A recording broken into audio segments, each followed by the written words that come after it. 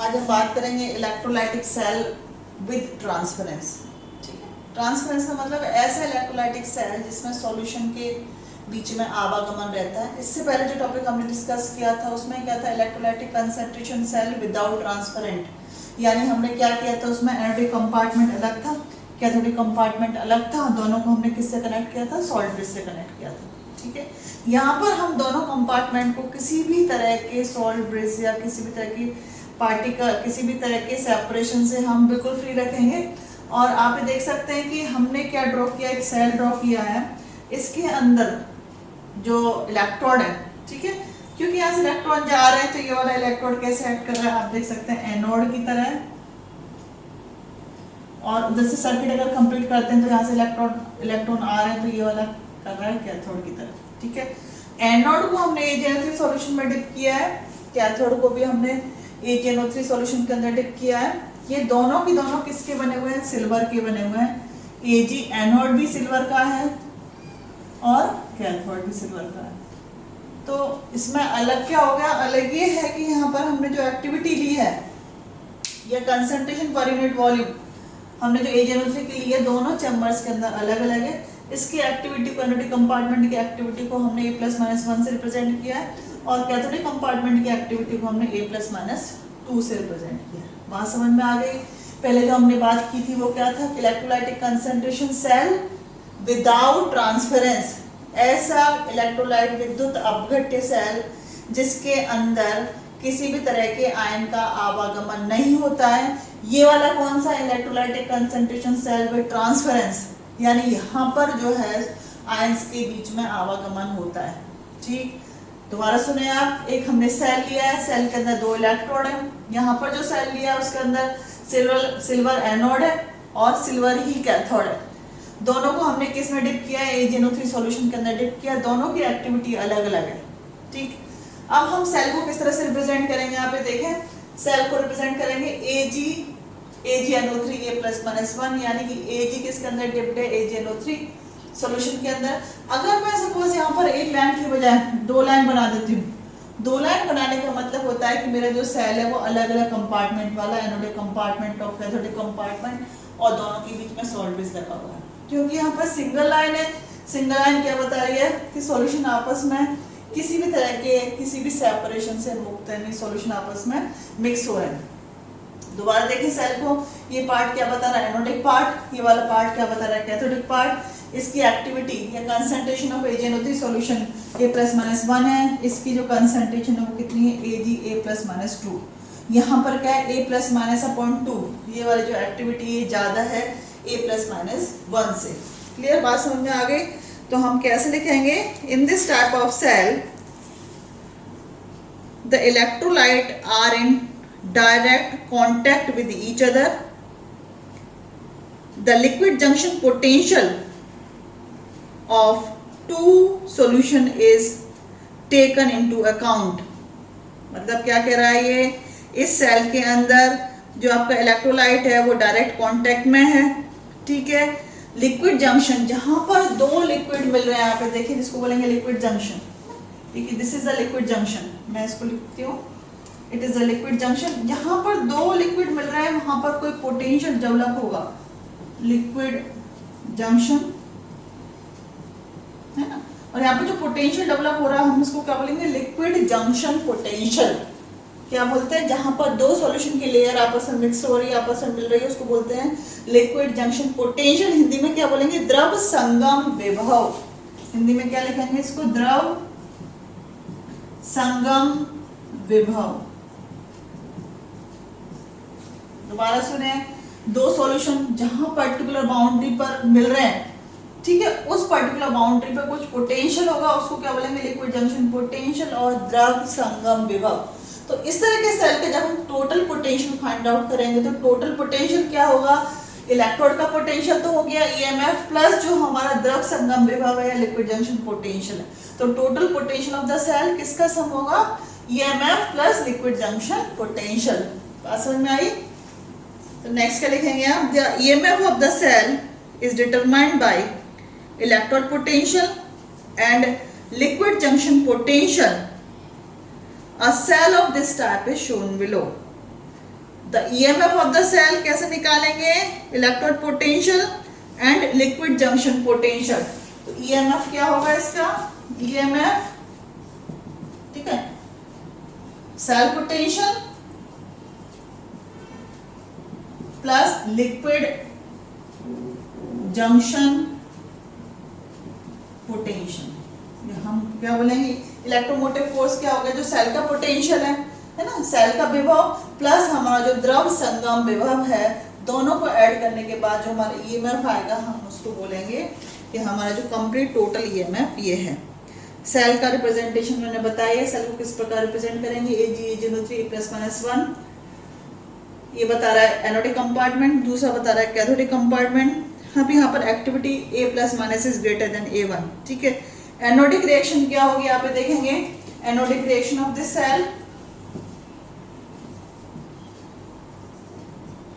Anodic reaction या anodic अभिक्रिया क्या होगी, एनोडिक अभिक्रिया में एनोड में हमेशा ऑक्सीडेशन होता है, तो यहाँ पर किसका ऑक्सीडेशन हो रहा है, Ag सॉलिड किसके अंदर कन्वर्ट हो रहा है, Ag+, ठीक है, प्लस इलेक्ट्रॉन। अब Ag+ कहाँ से कहाँ आ गया, सॉल्यूशन के अंदर आ गया, क्या दे रहा है उसने, इलेक्ट्रॉन। यहाँ पर Ag की एक्टिविटी कौन सी है, A+1। अब इस इलेक्ट्रॉन को कौन लेगा, दूसरे कंपार्टमेंट का Ag+, तो कैथोडिक रिएक्शन क्या होगी, कैथोडिक रिएक्शन या हम इसको क्या बोलेंगे, कैथोडिक अभिक्रिया क्या होगी, Ag+, कौन सा Ag+, वो वाला, कौन सा A+-2 वाला, A+-2 वाला इलेक्ट्रॉन को लेगा और किसके अंदर कन्वर्ट हो जाएगा, Ag सॉलिड के अंदर कन्वर्ट हो जाएगा। तो ये हो गई आपकी सेल रिएक्शन। इसमें क्या क्या चीजें कैंसिल आउट होंगी, आप देख सकते हो, इलेक्ट्रॉन से इलेक्ट्रॉन क्या ये नहीं जाएंगे, क्योंकि इसमें क्या है, इसकी एक्टिविटी अलग है, इसकी एक्टिविटी अलग है। सॉलिड को हम सॉलिड से कैंसिल आउट कर देंगे।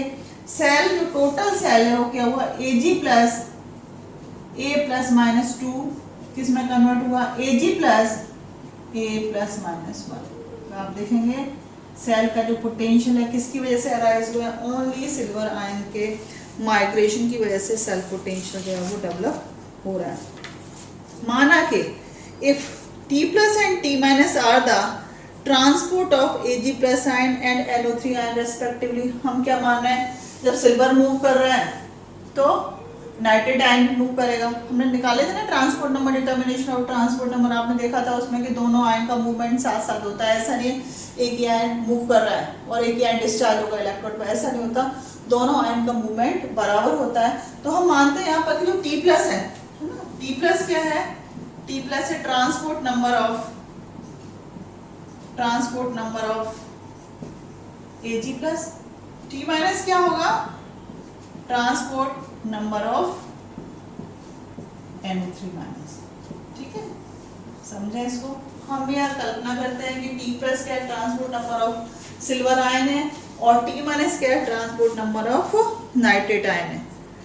T+ क्या है, then T+ moles of Ag+ ion will transfer from left to right।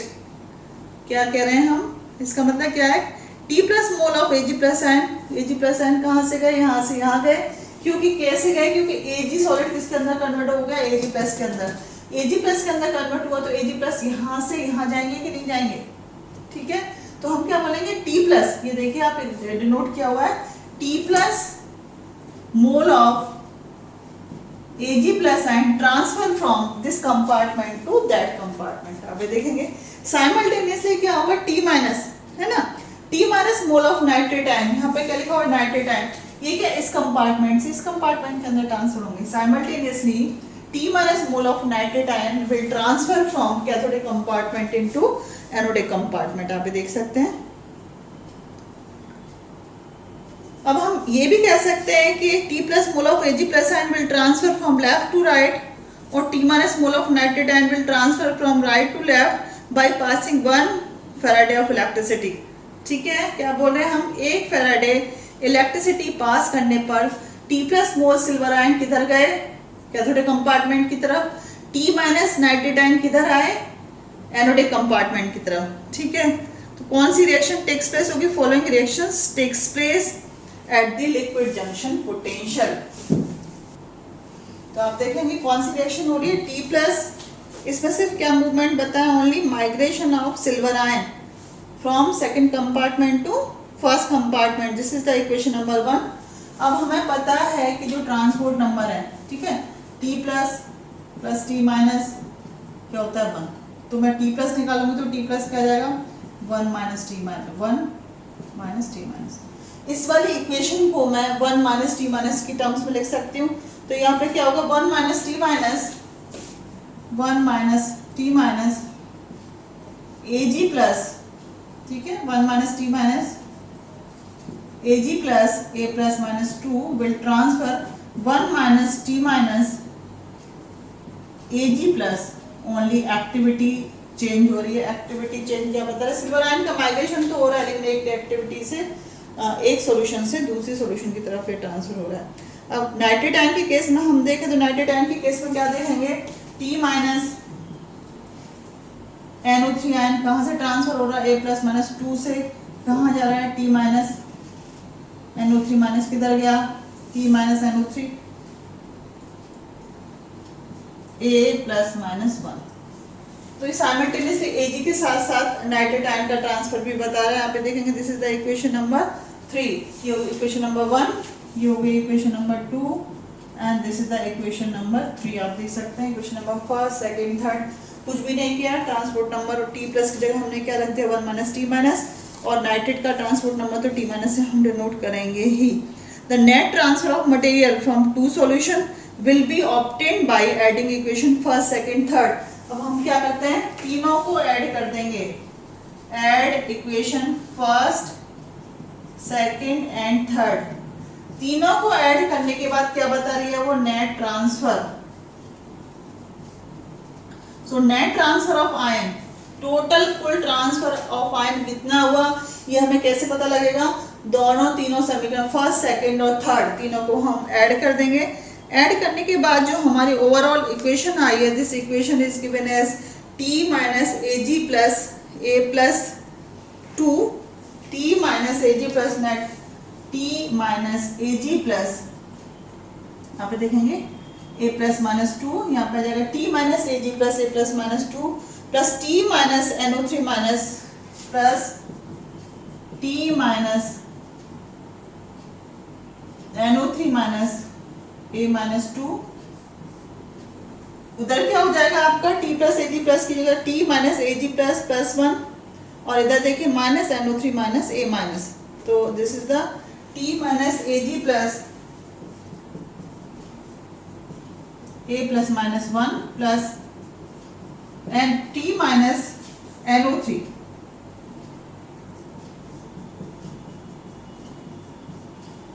a minus 1। तो ये आपका ट्रांसफर हो गया, transfer of ion. Net transfer t minus a g plus a plus 2 plus t minus NO3 minus a minus 2। Second note करें t minus a g plus a plus 1 plus t minus NO3 minus a minus 1। यानी आप देखेंगे एक तरफ तो हमने 2 वाला term ले लिया, एक तरफ हमने एक वाली टर्म ले ली। टी प्लस क्या डिनोट कर रहा है? ट्रांसपोर्ट। ये टी माइनस क्या डिनोट कर रहा है? Migration of this nitrate ion as well as migration of silver ion. And इधर टी माइनस क्या इंडिकेट कर रहा है? Migration of silver and migration of nitrate ion. ये कहाँ जा रहे हैं? एक दूसरे की तरफ आ रहे हैं। इसकी वजह से क्या जनरेट हो रहा है? हम बोल सकते हैं कि जो लिक्विड जंक्शन पोटेंशियल है इसका मेन रीजन क्या है? ट्रांसफर ऑफ आयन है। So it is evident that t minus equivalent of AgNO3 is transfer from the solution of activity A plus minus 2 टू A plus minus 1 by the passage of 1 faraday. ठीक है, अगर हम nitrate ion नहीं ले रहे हैं, हम सिर्फ Ag आयन को कंसिडर कर रहे हैं, तो हमें क्या लग रहा है? Ag आयन को कंसिडर करते कि कितना ट्रांसफर हुआ आयन? कितना ट्रांसफर हुआ आयन? Ag प्लस माइनस कहाँ से ट्रांसफर हो रहा है? प्लस 2 से प्लस माइनस 1 की तरफ ट्रांसफर हो रहा है। तो T minus of AgNO3 is transferred from the solution of activity. इससे हमें क्या पता लगा पूरे से कि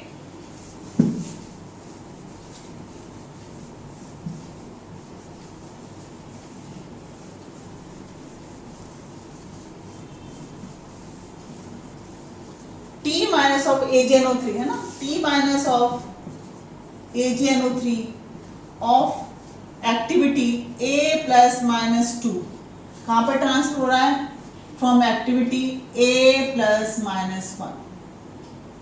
इस ट्रांसफर की वजह से क्या जनरेट हो रहा है, लिक्विड जंक्शन पोटेंशियल जनरेट हो रहा है।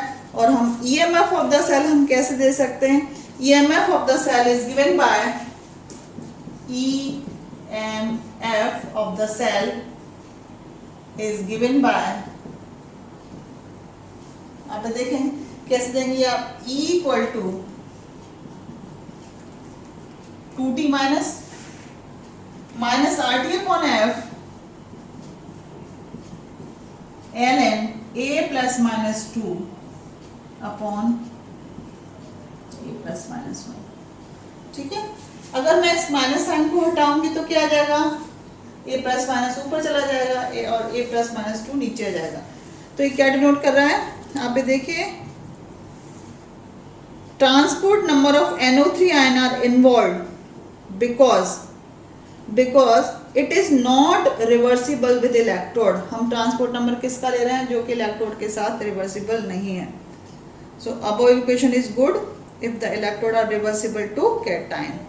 आगे बात समझ में, above equation is good if the electrode is reversible to cation. तो हम क्या कह सकते हैं, above equation is good if electrodes are reversible to cations। ठीक है, ऊपर की समीकरण कब सही होती है, जब जो इलेक्ट्रोड है वो किसके साथ उत्क्रमणीय है, कैटायंस के साथ उत्क्रमणीय। आई थिंक ये आपको समझ में आ गया हो, electrolytic concentration cell with transference. ठीक है, अगर हम इसका आप सेकंड एग्जांपल लें तो आप ये देख सकते हैं, दूसरा एग्जांपल भी ले सकते हैं। दूसरे एग्जांपल में AgAgCl और HCl सेल लिया है। तो सेकंड एग्जांपल को डिस्क्राइब करने के लिए हम दूसरा सेल और ले सकते हैं जिसके अंदर दोनों कंपार्टमेंट आप देखेंगे HCl सॉल्यूशन भरा हुआ है। Second example of cell can be taken at, दूसरा एग्जांपल अगर हम लेना चाहें तो हम भी ले सकते हैं। सिल्वर इलेक्ट्रोड है, किसके अंदर डिप्ड है, ये AgCl सॉलिड, किसके अंदर डिप्ड है, HCl सॉल्यूशन के अंदर, जिसकी एक्टिविटी क्या है, HCl सॉल्यूशन जिसकी एक्टिविटी कितनी है, A प्लस माइनस 2 ले लेते हैं, 1 ले लेते हैं यहाँ पर। ये किस सॉल्यूशन में डिप्ड है, HCl जिसकी एक्टिविटी A प्लस माइनस 2 है। दूसरा क्या लिया है आपने, सेम AgCl सॉलिड लिया है, और क्या लिया आपने, सिल्वर।